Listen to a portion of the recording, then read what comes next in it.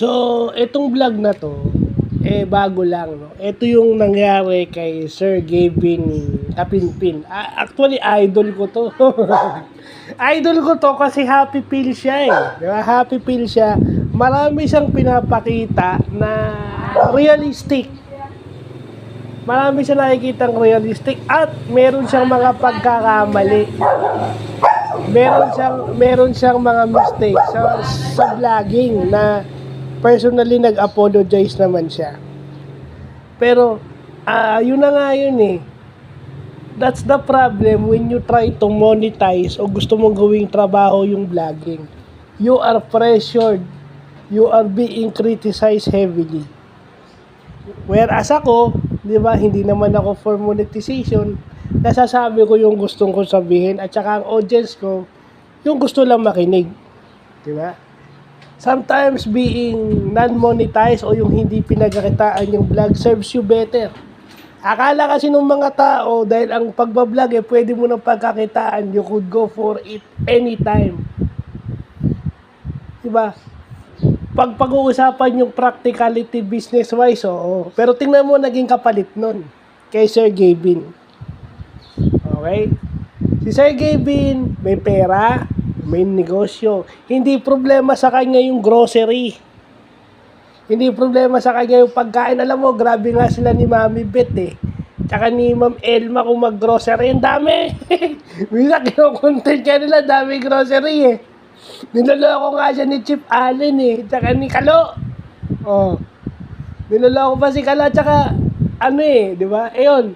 Some people are complaining about food. Pero itong si Sir Gavin, meron siyang pambili ng pagkain, may pera siya, may malaki siyang bahay na nating. Pero tingnan mo nangyari sa kanya. Nagkakaroon siya ng anxiety attack. So, kasama ko rito sa bahay. Pinoproblema.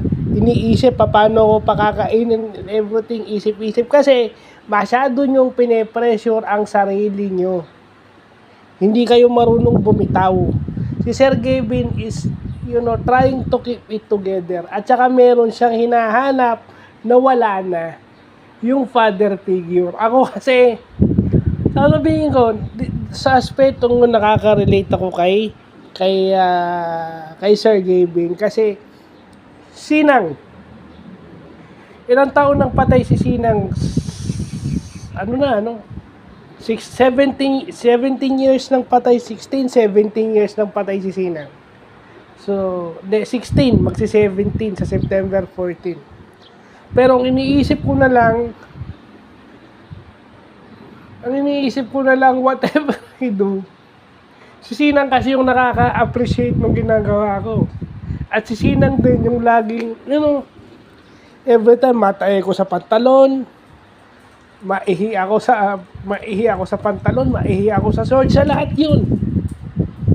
Diba? Kahit na nasusuka siya. Ibang-iba kumpara mo dito sa kasama ko sa bahay. Yung sinasabing pasalamat ako, may nasikaso ako, not in compare to my lola and yaya. Yung sinasabi ng iba na pasalamat kami, nag-aasikaso sa'yo. Yeah! Tapos yung iba wala. Well, in a way, swerte ako.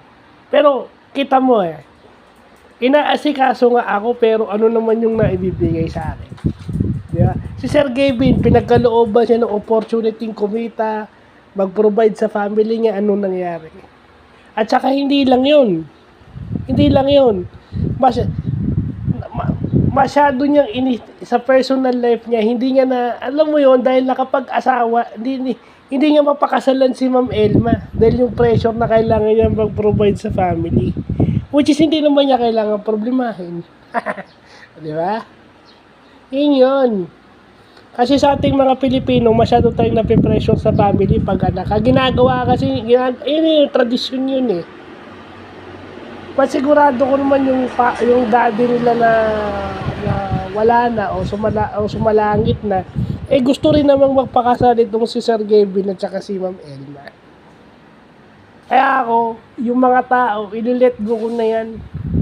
Itong mga sinasabi nito, alam ko naman kung ano yung ginagawa kong tama. Sasabihin, hindi nagpapa-check up and anything.